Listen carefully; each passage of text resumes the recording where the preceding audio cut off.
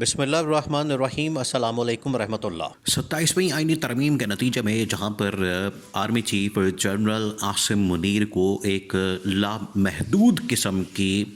اختیارات اور پاور اور اتھارٹی مل جانی ہے، وہیں پر ایک آئینی عدالت قائم ہو جانی ہے اسلام آباد ہائی کورٹ اسلام آباد کے اندر، اور اس کے نتیجے میں یہ جو 26ویں 27ویں آئینی ترمیم ہے ان کے نتیجے میں پہلے ایک آئینی بینچ بنا تھا، اب آئینی بینچ کے بعد ایک آئینی عدالت بننے جا رہی ہے۔ اب یہ جو آئینی عدالت بننے جا رہی ہے، اب اس کا کام کیا ہوگا کہ جس طرح سے ایک army chief general Asim Munir کے لیے ان کا فنکشن، ان کا کام، ان کا رول، ان کی رسپانسبلٹیز، ان کی جاب، وہ تمام کے تمام ڈسکرپشن ایک موجود ہے، یعنی پورا اس ترمیم کے اندر آرٹیکل کے اندر وہ تمام چیزیں ڈال دی گئی ہیں کہ وہ کمانڈ بھی کریں گے، وہ ہارمنی پیدا کریں گے، کمیونیکیشن کریں گے، کوآرڈینیشن کریں گے، اور اس کے مطابق اگر کوئی تھریٹ آتی ہے، اگر کوئی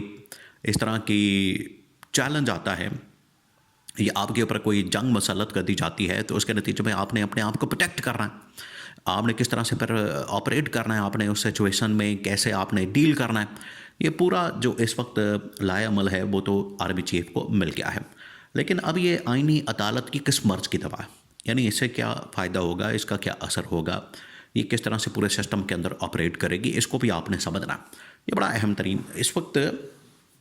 یہ جو 27ویں آئینی ترمیم ہے، اس کے دو یہ اہم ترین نکات ہیں۔ ایک تو فیلڈ مارشل کے متعلق، آرمی کے متعلق، جنرل عاصم کے متعلق ایک یہ اہم نقطہ ہے کہ اس کو اب کس طرح سے ہم نے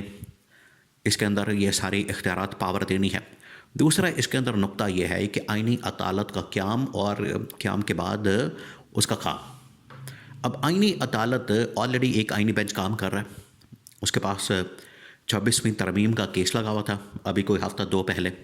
آپ ذرا اندازہ کریں کہ ملک کے اندر چل کیا رہا ہے۔ وہی آئینی ترمیم جو 26ویں آئینی ترمیم چیلنج کی گئی تھی، اور اس کے متعلق جو پارلیمنٹری افیئر کے منسٹر ہیں اور طارق فضل چودھری، پھر اس کے بعد رانا ثناءاللہ، ان سے پوچھا کیا کہ اب یہ جو اس وقت 27ویں آئینی ترمیم آ رہی ہے تو 26ویں ترمیم کا already case supreme court Pakistan کے زیر سماعت ہے، وہاں پر ان کے پاس ہے، تو اس کا کیا بنے گا۔ آگے سے وہ مذاق اڑا رہے ہیں، آگے سے کہہ رہے ہیں کہ ان کو تو پہلے ہی کہا تھا کہ آپ اس کو ٹیک اپ نہ کریں، آپ اس پنگے کے اندر مت پڑیں، آپ اس چیز میں مت جائیں۔ 26ویں ترمیم کیا، یہ 27ویں آئینی ترمیم کو بھی ہاتھ نہیں لگا سکیں گے، ابھی تو بڑی ترمیمیں آنی ہیں، جو ہمارا دل کرے گا اس کو ہم لائیں گے، کیونکہ یہ پارلیمنٹ کا اختیار ہے۔ یعنی یہاں پر ایک بات آپ ذہن میں رکھیں، عمران خان نے جو ان کو بات سمجھائی پوری پاکستانی قوم کو، جس کی سمجھ آ چکی ہے، پاکستانی قوم سمجھ چکی ہے، اور عمران خان اسی وجہ سے اپوزیشن کو اس حوالے سے تیار کر رہا ہے، اپنی پارٹی کو بھی تیار کر رہا ہے، خیبر پختونخوا کی لیڈرشپ کو بھی تیار کر رہا ہے۔ آپ اس حوالے سے تیاری کریں، آپ اس حوالے سے بھرپور طریقے سے باہر نکلنے کے لیے، اور یہ جو ان کی جانب سے ایک جبر کا، فسطائیت کا، ایک جو آمریت کا پورا ایک نظام قائم کر دیا گیا ہے، اس کے خلاف ہم نے مزاحمت کرنی ہے اور جدوجہد کرنی ہے آئین اور قانون کے اندر رہتے ہوئے۔ ویسے تو پاکستان میں آئین اور قانون رہا کوئی نہیں، لیکن مخالفین کے لیے، لوگوں کے لیے آئین اور قانون موجود ہے۔ پھر بھی P T I Imran Khan اس بات کے اوپر کنونس ہیں، قائل ہیں کہ ٹھیک ہے، آئین اور قانون کے اندر ہم رہتے ہوئے اپنی جدوجہد کو کریں گے۔ اب وہ جو جدوجہد ہے وہ کرنے کے لیے عمران خان نے کہا ہوا ہے کہ ہم نے ہر صورت میں آگے بڑھنا ہے، ہم نے یہ کام کرنا ہے، تو اس نے پارٹی کو کہا ہوا ہے۔ اب پارٹی جو ہے اس کے اوپر کام کر رہی ہے، پارٹی جو ہے اس کے اوپر مسلسل کوآرڈینیشن کر رہی ہے، رابطے کر رہی ہے، ملاقاتیں کر رہی ہیں، لیکن اس میں مزید تیزی لانے کی ضرورت ہے اس موقع پر۔ اب نہ صرف ان کو اپوزیشن کو پوری کی پوری ان کی جماعتوں کو، ان کے لیڈران کو اپنے ساتھ ملانے کی ضرورت ہے، بلکہ اب ان کے اوپر جو ذمہ داری آ گئی ہے وہ اپنا جو اس وقت وکلا برادری ہے، اور جو اس وقت ان کے اپنے وہاں پر پورے فورم اور پلیٹ فارم اور پورے گروپ موجود ہیں، بلکہ جو عدلیہ کے اندر ججز موجود ہیں، ان کو بھی اس حوالے سے آگاہ کرنے کی، ان کو بھی اس حوالے سے بتانے کی اور اس کے اوپر ڈٹ جانے کی، ترغیب دینے کی ضرورت ہے، تاکہ ان کو بتا سکیں اور آئین اور قانون کے مطابق وہ بھی اپنی جدوجہد کر سکیں۔ یہ بڑا ضروری ہو گیا۔ اب آئینی عدالت کرے گی کیا؟ آلریڈی 26ویں ترمیم وہاں پر لگی ہوئی تھی آئینی بینچ کے سامنے، وہ تو فارغ ہو گئی، اس کا تو کام ختم ہو گیا۔ اب جو آئینی عدالت آئے گی، وہ آئینی عدالت ملک میں جتنے بھی اس وقت آئینی قانونی معاملات ہیں، ریاست کے معاملات ہوں یا پھر حکومتی معاملات ہوں. 2-3 اگزامپل سے آپ سمجھ لیں, 2-3 مثالوں سے. یہاں پر کیس پٹیشن آئی ہوئی ہے الیکشن کے خلاف. 2024 کے اندر جو الیکشن کے اوپر چوری کی گئی, مینڈیٹ کے اوپر ٹاکہ مارا گیا, اس کے خلاف ایک پٹیشن ہے, اس کو ٹیک اپ کیا جا سکتا ہے.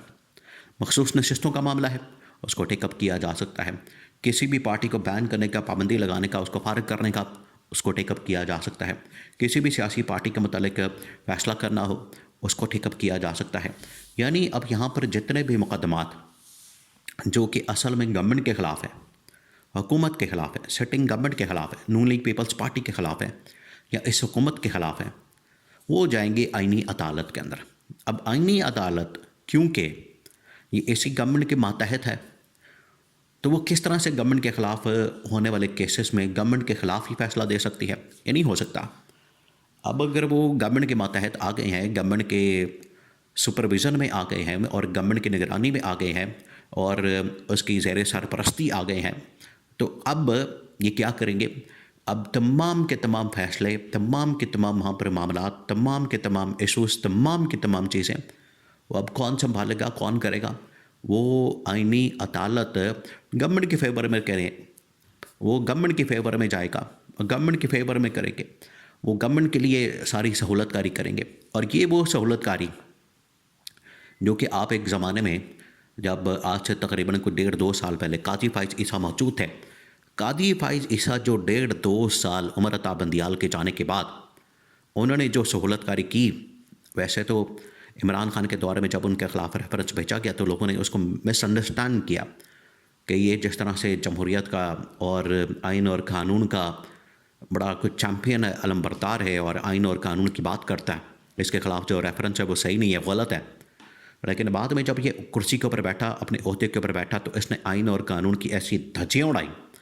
اس قسم کی اس نے آئین اور قانون کو پامال کیا جس کی مثال پاکستان میں نہیں ملتی ہے. اس کا جو تاثر تھا, امیج تھا, وہ بالکل اور تھا. اور نکلا کیا اس میں سے؟ یہ آپ ایسے ہی سمجھ لیں کہ کھودا پہاڑ نکلا چوہا, کہ اندر سے چوہا نکلا. اور وہ گورنمنٹ کی سہولت کاری, اسٹیبلشمنٹ کی سہولت کاری, اس میں اس حد تک آگے چلا گیا. اور گورنمنٹ کی یہ سہولت کاری کرتے کرتے عوام کے اندر اس کی جو حالت ہے وہ ذلت اور رسوائی والی, وہ آپ دیکھ چکے ہیں, اس کی ویڈیوز کئی آ چکے ہیں, جس کی وجہ سے قاضی فائز عیسیٰ پھر پاکستان کے اندر نہیں رہا, اسے پاکستان سے جانا پڑا. یہی اب آئینی عدالت کے پاس اس وقت تمام کے تمام کیسز اور مقدمات آئیں گے جو کہ ریاست کے معاملات, حکومت کے معاملات کے متعلق ہیں. اور جب بھی ان کے پاس معاملات آئیں گے, جب بھی ان کے پاس چیزیں آئیں گی, تو ہوگا یہ کہ پھر اس کے بعد یہ حکومت کی سہولت کاری کریں گے. ہونا تو یہ چاہیے کہ وہاں پر میرٹ کے اوپر انصاف ہونا چاہیے اور قانون کے مطابق فیصلے ہونے چاہیے, تاکہ اس میں اپوزیشن کے خلاف یہ تمام مقدمات ختم ہو, عمران خان کی رہائی ہو. لیکن ایسا اب ناممکن لگتا ہے. آئینی عدالت کے بعد یہ اب صرف ایک خواب رہ جائے گا.